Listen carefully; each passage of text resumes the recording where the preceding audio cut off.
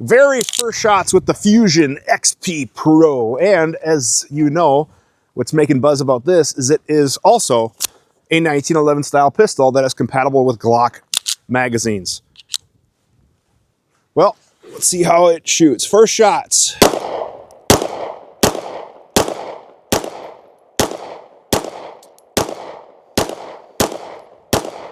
Okay.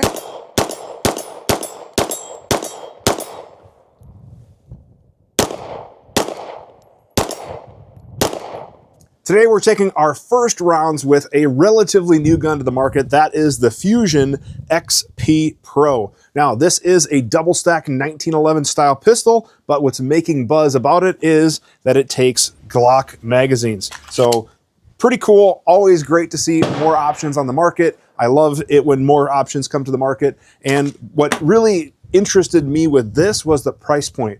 Street price on these is around $1,100, which is really impressive for a no-mim gun, all machined with an aluminum grip. Now, I always also like to tell you guys how I get these guns. This particular one was brought to me by a viewer. So huge shout out to Jeff, who's actually off camera. Him and I actually met up. He's like, hey, I got this gun. I like your videos. Let's meet up. I'll let you shoot it. And here we are. So it's always really cool when viewers can come together and we can kind of do some collabs together, and he's able to bring me a cool gun to shoot. So this is not sponsored. I doubt Fusion even knows who I am, but this is my true experience when I'm not even shooting my gun. I am getting all of our ammo sponsored today by Global, so huge shout out to Global if you guys are looking for ammo. And of course, any cleaning or lubrication supplies you need, check out Slip 2000. We'll talk more about that in a little bit. We're gonna go over some of the specs, things like that. But the first thing is you guys wanna know how it shot. Recoil impulse was very pleasant for a 4-inch gun. I had no problem tracking the dot, tracking my recoil, managing recoil, etc. Very respectable as far as muzzle rise. And I'm here to tell you dudes, this thing is a shooter. It is a very accurate gun. Headshots at just shy of 25 yards weren't an issue. Hitting steel at 25, even at a decent pace. Even shooting a B8. I think I'll roll in the footage here where we were standing at about the 23-yard line shooting at the B8. Flinch on me. She is accurate. Check this out. Let me set this down. Alrighty. Let's go see how we did. We were about 20 yards away, and slapping steel was no issue with my Charlie size steel, but check that out. That's a B8 at 20 yards. I threw one, but otherwise we are solid in the 10 ring. So it is definitely an accurate gun. For $1,100, this is going to be more than your typical striker fired gun, things like that. So this might be a next step for a lot of people that are coming from a Glock. They want compatibility with those magazines, and now they want something that takes the same magazines that they have, and they have a different option on the market. So really cool for that, you know, as far as the shooting experience of it. Now, as far as how the gun ran, I did have some issues. However, I do think that the extended magazines could have been a contributing factor. When we had additional spring pressure with the extended, like these are Ardondos, these are Zevs, that might have been putting too much pressure up on the pressure of the slide with the extra rounds, and that could have definitely been a factor. With 17 round mags, it definitely seemed like we had better luck, so something to consider with that. But other issues that I did have is the ejection was pretty sporadic at times. I did an ejection test where basically we fire one, remove the magazine, or without a magazine, so that way the magazine is not helping with the ejection. And we did notice that the ejection was kind of all over at times. And you can see some of that footage now. During a rapid fire string, you could see the ejection was all around, and then as well as when we did the ejection testing. So one thing right off the bat I did notice is that the gun, this particular sample of one, does need some ejection tuning, is what I would think. I also want to give a huge shout out to Global Ordnance. We shot a variety of ammunition from 115, 124, and 147, and they have all of the stuff that you know and like, whether it's imported, domestic, buy it in bulk. That's the way to do it. Right now is the time to buy it and stack it deep because of all the stuff going on in the world. Now's the time to get yourself some ammo, stock up for that upcoming class or training. Huge thanks to Global Ordnance for their support. Quick specs on the gun. It is a 4-inch gun, so it's not quite Commander, but it does have a Picatinny rail for adding your lights, things like that. And it does come with different optic plates in the box, which is great. In the box, it's actually a nice case, foam cutout. They do have optic plates, And the optic plates come with it, which is great. So they do have an iron sight plate. They do have an RMR plate for SRO, things like that. And then we have an RMSC pattern, which would fit, obviously, anything that's RMSC. So it's always nice to see companies including different options for their plate system. And their plate system does have these two locating lugs that not only prevent fore and aft movement, but also rotation and secure with screws, and then your optic was secure to the plate. So the plate design looks to be pretty solid.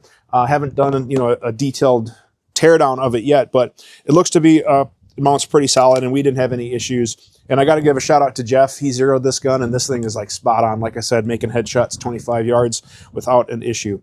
Now, as far as ergonomics of the gun, while it does take Glock magazines, I would basically say it's kind of like a hybrid grip angle. We do have some grip angle, and we have a Glock, and we do have some grip angle of a 1911. So it doesn't have like a true, but it's still very comfortable in the hand for, a carry gun. Maybe this would, be a little larger than like your Glock 19, not quite as big as your Glock 17, because obviously of how the mag sits, the 1911 versus a Glock, which is a whole nother topic. But very comfortable in the hand. The mag well is a nice wide opening, makes reloads very easy. Plus it gives you a nice shelf for the bottom fingers of your hand. Now the mag well is great for carry range, things like that. But if you do find that the magwell is a little large, they do ship it with a standard mainspring pin, and you can remove that magwell. So if you're looking for something a little bit more slim for carry, very easy to swap that out. So I found the ergonomics were really nice, and how the grip blends into the frame. I also thought they did a nice job with the machining of the frame there to kind of take apart the lines of the gun. It is an ambi safety, which is great, and the grip safety engages right about that 50% mark. So again, function checks, everything like that, the gun was functioning just fine. Now it does have an enlarged slide stop. This slide stop here is swept towards the back, so you could use it with your support thumb or your strong side thumb. However, I found with my grip, sometimes I would catch the back edge of the slide stop. So if I did get a time where the slide would fail to lock back, that was usually me with my grip because of this enlarged slide stop. When I shot the gun one-handed just to verify, the slide would lock back on empty magazines, no problem. So as far as function, it's just something to be aware of with that enlarged slide stop of how you grip your gun. So for me, with a high thumbs grip, I tend to ride that slide stop there just a little bit. Other things that I liked about the gun, everything is machined. There's no MIM parts and there's no cast parts is what we're being told. I haven't done a deep dive to confirm, but I have no reason not to trust Fusion. And the mag release is actually a polymer part. And you might be thinking, well, why would you want polymer instead of metal? Well, when you're using polymer magazines, having a polymer engagement surface on your magazine helps polymer to polymer to prevent those magazines from wearing out. So that is definitely a plus that I give them props for making that mag release polymer.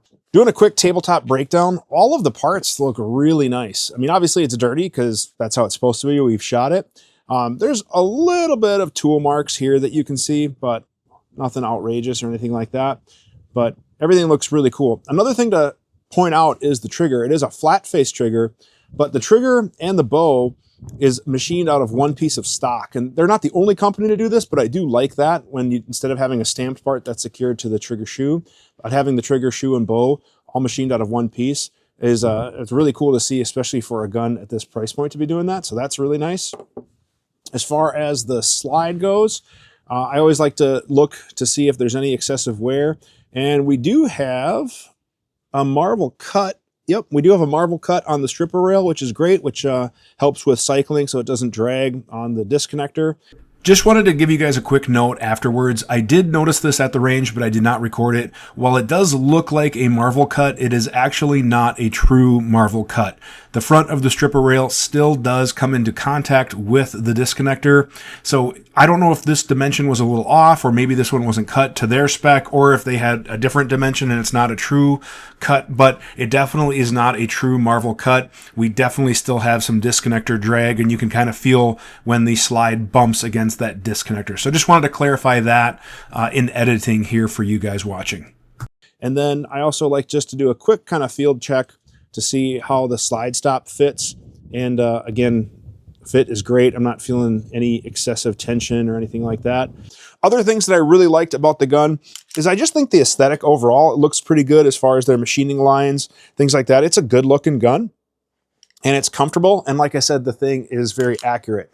Now, out of the box, we did have some stoppages. We had a couple fail to ejects, a couple of stovepipes, and a couple of failed to go into battery. But again, magazines could have been an issue with that. And I think that ejection issue does need to be tuned a little bit. But if they can get those things pretty much figured out with, this is an early, you know, relatively early release of this gun, and it might just need even a little bit more break-in as well. I don't like it when guns have break-in. I'd like them to all run out of the box, but I'd be lying if I said this was the only one. There's a lot of guns that have ran better with time, and we shot about 300 or 400 rounds. So I think with those things, this could very well be a nice pistol in this kind of space, and it's always good to have options. Now, one thing that I want to point out with any gun in order to keep it running is you do have to use quality lubrication on a 1911 or 2011 double stack style pistol. There is a lot of metal on metal within the gun, and the lubrication of choice that I will always recommend is Slip 2000 EWL. This stuff works amazing. It's rated for cold temperatures, hot temperatures. This stuff works awesome. I've used it for over a decade. I'm going to save you guys some coin with the coupon code shown below. You can order not only EWL, which is a great lubrication product, but all of their cleaning products like 725, which is a non-toxic degreaser, their carbon killers, their copper solutions. Everything from Slip is absolutely amazing stuff. Save yourself, use the code. You're not going to regret it. It's the only stuff I use, and I recommend it wholeheartedly. That's going to wrap it up for this first rounds video. Again, it's always cool to be able to come to the range, get some first rounds on a new gun, and kind of share my thoughts and experience with you guys. What do you guys think? Is this something we should keep up, doing our first rounds? If so, leave a comment below. And as always, if you have any questions about this or anything firearms related, you can leave a comment in the comment section below, or you can email us. Email address shown on the screen is qa@learningfirearms.com. And at the end of the month, we do a live podcast where we answer your questions plus give away a prize. If you want to train with me, check out the website as well. We go around the country teaching classes. We're looking for great host agencies and ranges and things like that to bring me out to, and we conduct a variety of training. Right now I'm doing a lot of agency stuff, but I would love to do more open enrollment. So if you're interested in hosting a class, get in touch with me, and I'd love to come out to your range or group and train with you. Thank you guys very much for watching, and have a great day.